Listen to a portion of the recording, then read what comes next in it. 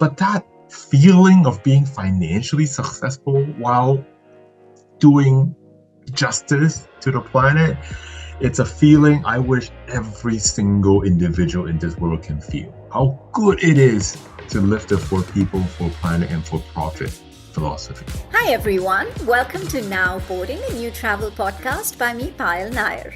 This show aims at creating awareness about ecotourism, sustainable tourism, responsible travel, and a lot more.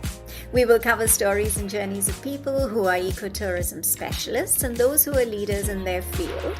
We will also be talking to people who have had unique travel experiences, remarkable conceptual places to stay, unexplored cultures, and ancient histories of various towns and cities around the world. Join me in this journey of knowing more about travel. Get inspired to see the world and discover your inner self. Hi everyone. Today I am in conversation with the very dynamic Kenneth Kwok. Kenneth is talking to me from Hong Kong. He is the founder and CEO of Global Citizen Cap. He's also the co-founder of Family Mask, and he wears multiple hats. So thank you so much for joining me today, Kenneth, and I'm really, really looking forward to this conversation. Thank you for having me, Payal. Great. So, Kenneth, let's, just sort of start very briefly. I know we are a little pressed for time today. So let me just start off by asking you a little bit about your background, and then we can deep dive into, Global Citizen Cap and other stuff. No, that would be fantastic. And look, when I get asked this question, usually I think of,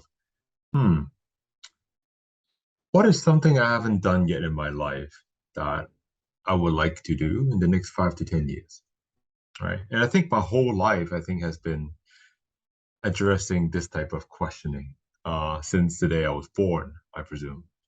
So yeah, absolutely. Once again, my name is Kenneth. I was born in Hong Kong, and the family moved to Taiwan for business reasons. So I still vividly remember sitting there in a classroom in Taipei at a international school, knowing neither English or Mandarin.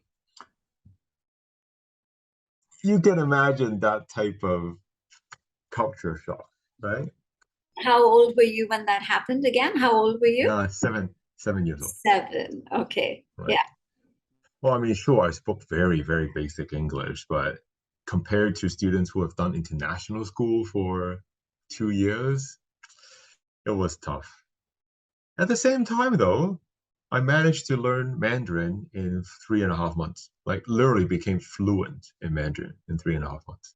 Right. So sometimes, you gotta dive into deep end to I was reading that out of actually across 150 countries, you are one of the 20,000 volunteers who trained, as to be a climate reality leader of the Climate Reality Project. So, can you just highlight a little bit about what the climate or the Reality Climate Project is? That's one. And you as a volunteer, how did that come about, and what exactly it is that you're doing, and what is your involvement? I think that was around when I was, my mid-30s. And just to quickly transition into my climate journey, so to speak, right? Between 30 35, I was really into investments, right? I was part of a big family office, and we're like, how can we put capital to good use while still making decent returns, right? Yeah. Again, the whole impact investment model. And yeah, I started really looking into clean tech and green tech startups. I'm like, you know what? Sure, this company may not for lack of a better word, in the financial world, become a unicorn company or hit the 3 comma club as we speak. But they are indirectly saving and bettering billions of lives. Wouldn't that make them a true billionaire company? And so with that mindset, I really started looking into this field. And I'm like, I'm missing something. I'm looking at this strictly from an investor point of view. There must be more. And some of the students, because I'm still a mentor for Wharton undergrads, and I heard from them that they're all joining, Vice President Al Gore's program. I'm like, what program? like, oh yeah, CRL. I'm like, CRL? That sounds something very like a software equation. Yeah, yeah. Some algorithm. They're like, no, it's like leadership. I was like, okay, all right. So they updated me, and I'm like, you know what? In our part of the world, in Hong Kong, not many people in 2016 and 17 were really honestly talking about climate change. Yeah. The youth want to learn, but there's nowhere to look up to. So by volunteering for this organization, and like any student, I had to go through the program, right, to graduate, right? And I'm surrounded by literally people like 1/3 of my age, right? Which is fine, right? This is how intergenerational learning is. Yeah. And yeah, I decided, you know what? I need to bring that knowledge and know-how into Asia. So by volunteering and helping it work in supporting the opening of a Hong Kong or Asia Pacific hub for the organization, I was able to work with other agencies to help everyone understand the importance of climate justice, especially, and I'll be frank, right? I'm very lucky to be part of that privileged society where, thanks to my parents' hard work, I never had to really fight for anything. Millions of youth around Asia do not have that luxury. So, and climate is actually, disproportionately affecting them.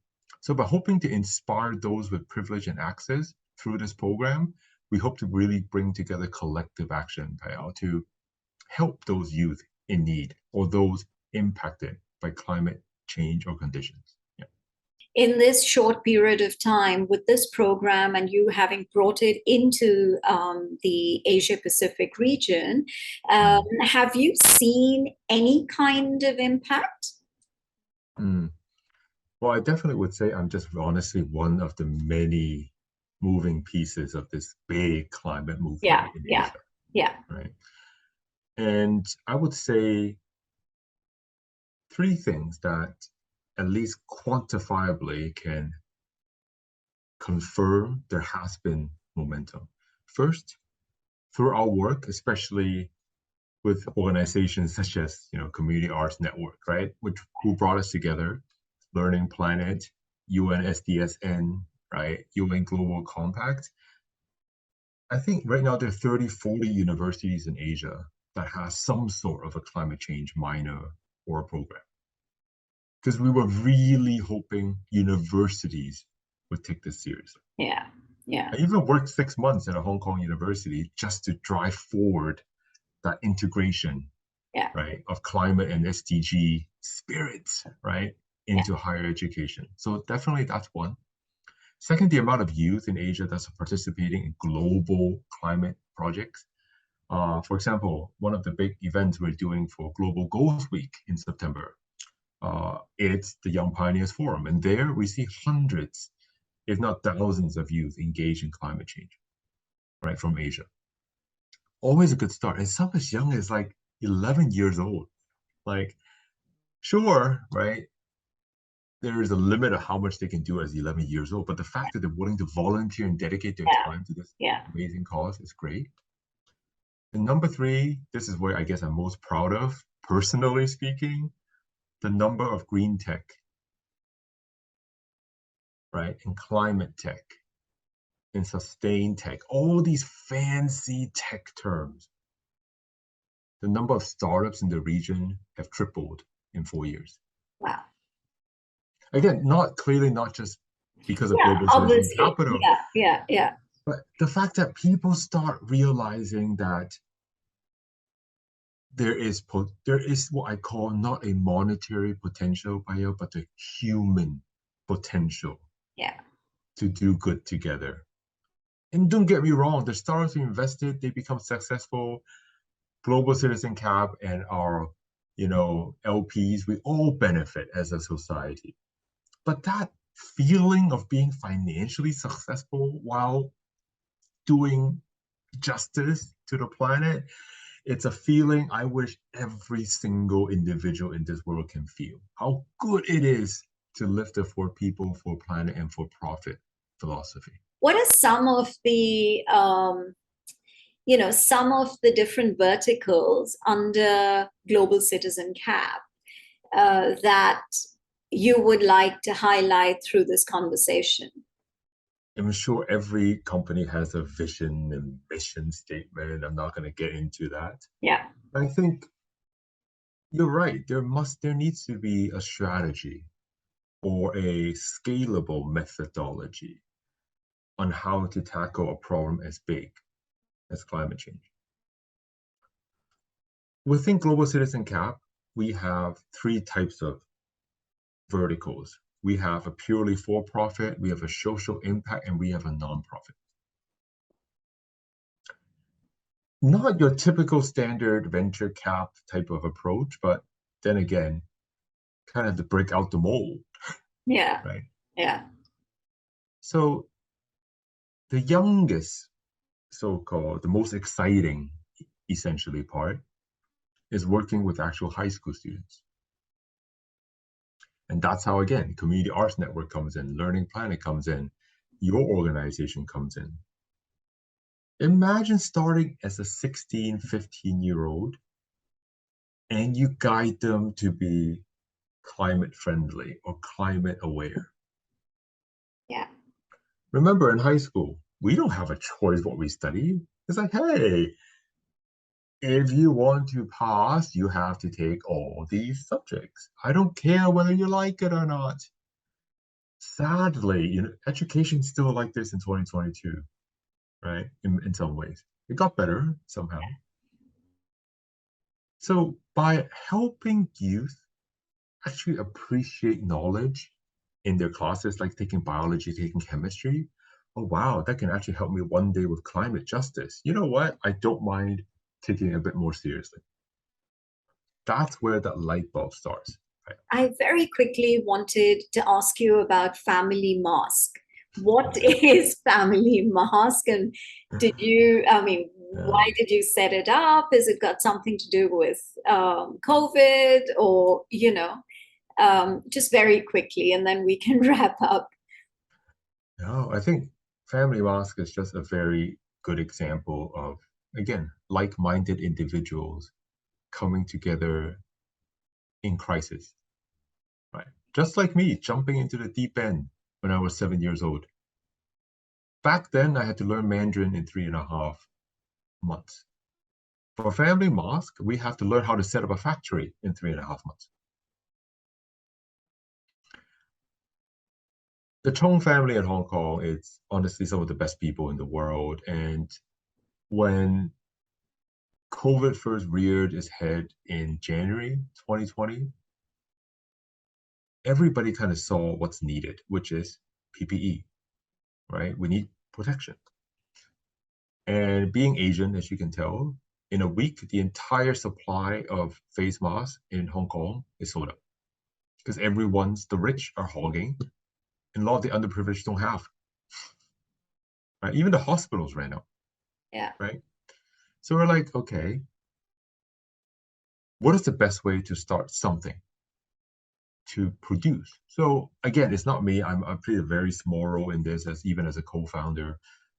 Yeah, we supported from scratch, literally renting a facility in Shenzhen, southern China, moving equipment in there, setting up a manufacturing line for face masks, getting FDA approval, getting CE approval, giving them licenses to sell.